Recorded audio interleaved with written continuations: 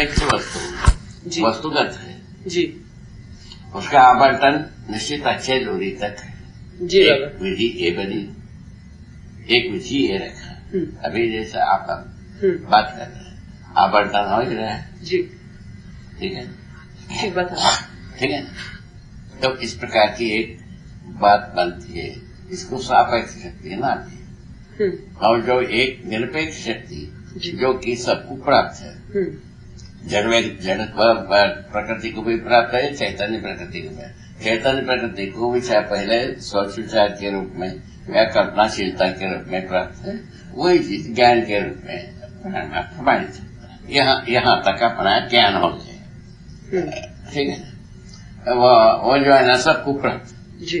और जड़ प्रकृति को प्राप्त है, उसी में ऊर्जा संपन्न है, बल संपन्न है, क्रियाशील है जी। ये 3 स्टेज बात। नहीं वो तो बात हो गई बाबा। ये जो विषय अब हम करना चाह रहे थे, ताप विद्युत ध्वनि की बात तो हो गई। हम ये कह रहे थे कि आप जो ये 3 वाक्यांश प्रयोग करते हैं, ऊर्जा संपन्न, बल संपन्न, चुंबकीय बल संपन्न, इन तीनों को थोड़ा बताइए बाबा। वही चुंबकीय बल संपन्न हर वस्तु में होता है, वो गठन पूर्णता तक ये प्रमाणित है। क्या हर वस्तु जो है ना सत्ता में बिगे रहने से बल संपन्न है, फलस्वरूप एक दूसरे के साथ जुड़ते हैं। क्रिया का जो सार बात है संगठन नहीं। इसमें मनुष्य जो है ना विघटन के बारे में सोचता है, वहीं से मनुष्य का हालत बैंड हो गया। संगठन की बात सोचते हैं ना, विघटन की सोचते हैं। अब बच्चों को देखो, बच्चों को देखो, कुछ भी देखो,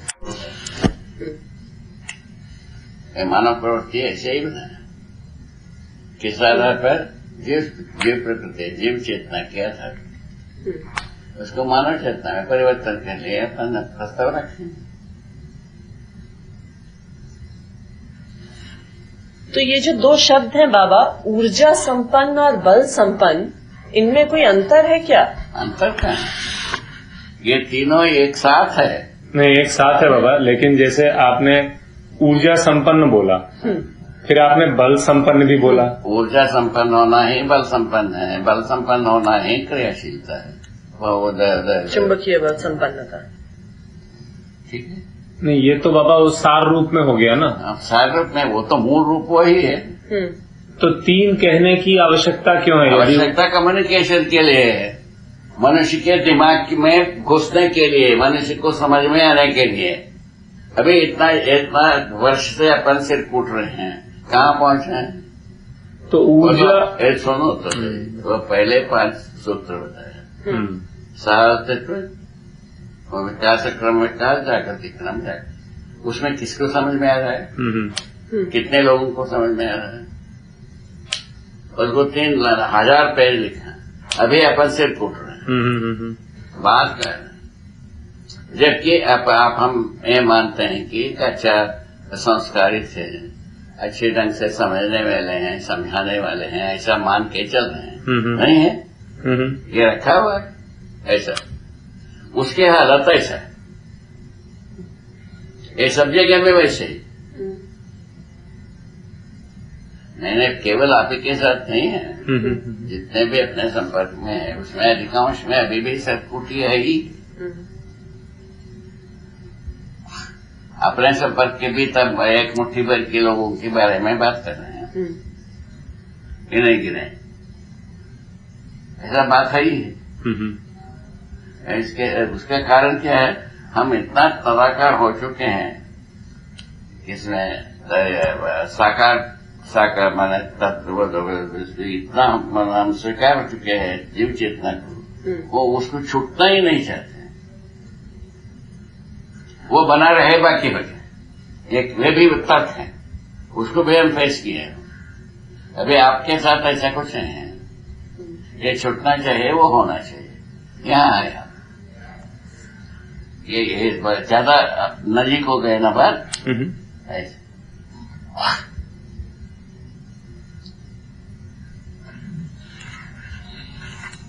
हाँ ठीक है, और आगे दूसरा मुद्दा है कि इसको और आगे जाना है।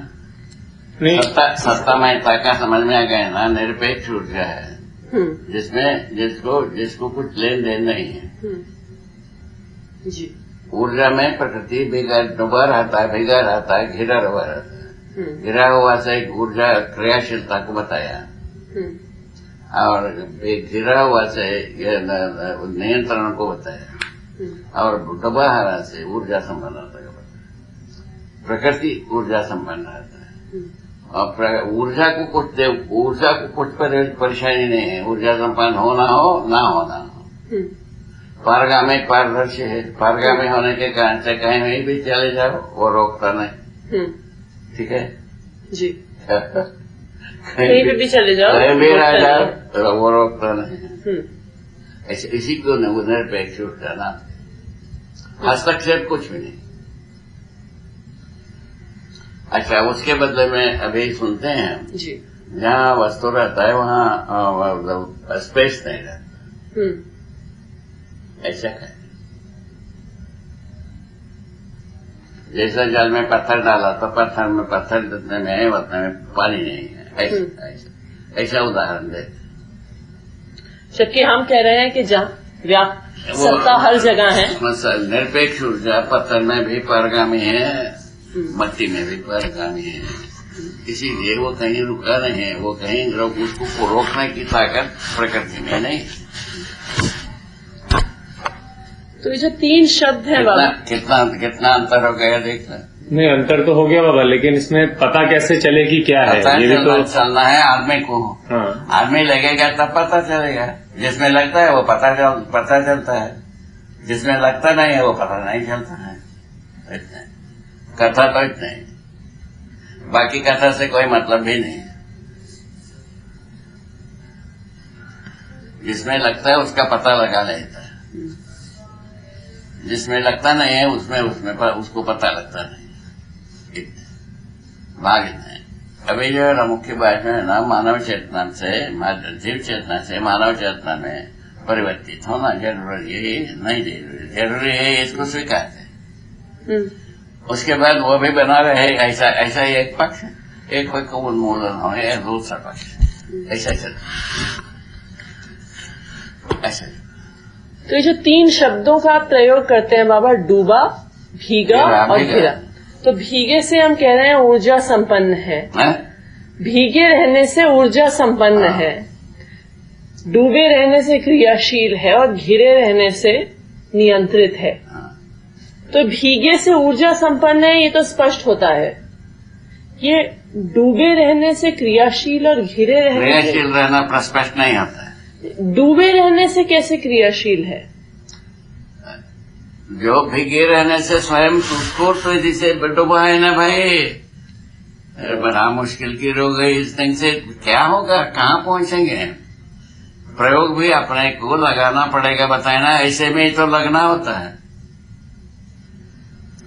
जैसा कपड़े को भिगाते हैं वो डुबाई है, गिराई है, उसी प्रकार ऊर्जा में संपूर्ण प्रकृति भिगा है, घिरा भी है, डुबा भी है। हरे उसका प्रयोजन क्या निकला प्रकृति को, वो बता दिया। प्रकृति को नियंत्रित करना बन गया, क्रियाशीलता का ये सीमा बन गई, और ऊर्जा संपन्नता। तो क्रियाशीलता की सीमा ऊर्जा की वजह से बनी है, ऐसा कैसे कह रहे हैं? मतलब वो तो अपने में और कोई सीमा की वस्तु ही नहीं है। उसमें खुद ही जो आकर्षण विकर्षण है उसने उसी से सीमा बनाई हुई है, ऐसा लगता है। वो ठीक है, आप क्या है उसको शोध करके आपको तय करना है, आप शोध करेंगे। ठीक है, हम कहते हैं वैसा, आप कहते हैं वैसा। तो आकर्षण विकर्षण से वो सीमित नहीं है। उसके बाद में आकर्षण विकर्षण की बात है, ऊर्जा संपन्नतावश नहीं, ऊर्जा संपन्नतावश आकर्षण, क्रियाशीलतावश, ऊर्जा संपन्न सापेक्ष शक्तिवश, कुल मिलाकर के आकर्षण विकर्षण, सापेक्ष शक्ति के रूप में ही आकर्षण विकर्षण। ठीक है, तो उसी आकर्षण विकर्षण से ही तो उसका क्या मतलब, घटता है बढ़ता है, इतने के बाद इतने के आधार पर सापेक्ष है।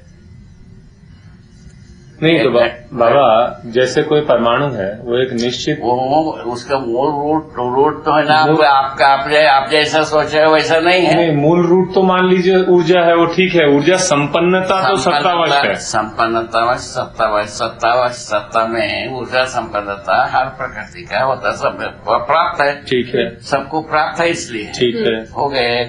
उसके बाद जो सापेक्ष शक्ति वश आकर्षण विकर्षण तो क्रियाशीलता से आता है, सापेक्ष शक्ति प्रकृति में आ गए, सत्ता से चल के प्रकृति तक आ गए। ऐसा बना हुआ, उसमें अपने को लगाना पड़ता है बाबा। नहीं तो बाबा जो भाषा नहीं है, ये समझ है। समझ जो हर व्यक्ति का हक है, ऐसा मैं मानता हूं, मेरा मान्यता ऐसा है। एक व्यक्ति का है, एक व्यक्ति का होता उपदेश होता है, वो सर्व व्यक्ति का होता है, सभी व्यक्ति का हक है, वो समझता है तब चलता है, स्वयं डिसाइड करेगा जीने का। ऐसा बात है, इस पर थोड़ा सा ध्यान देने की आवश्यकता। व्यक्तिवाद का आधार वही है। हम पहुंच गए, हमारा उपदेश सुनो, नहीं तो प्रायश्चित होगा, पाप होगा, नरक होगा, हाँ, ये सब चलती है।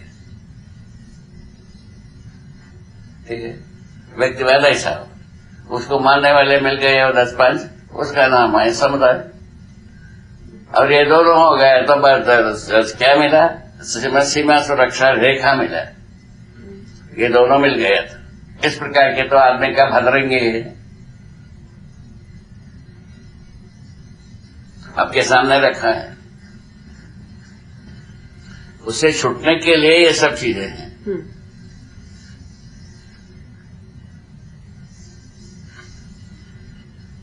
ये सोचने की मुद्दा है ना, वो तो है क्या बेटा है ना, सोच के तय करो। यही ठीक है, तो इसमें कुछ सोचने की जरूरत है नहीं, बर्बाद के कगार में तो पहुंच ही गए हैं, क्या तक उससे विमुख होना होगा। तो ये प्रवृत्ति, इससे विमुख होना, इससे छूटना है, तभी मानव चेतना की आवश्यकता, नहीं तो जरूरत है नहीं। बाबा शरीर की हालत क्या है? क्या जवाब?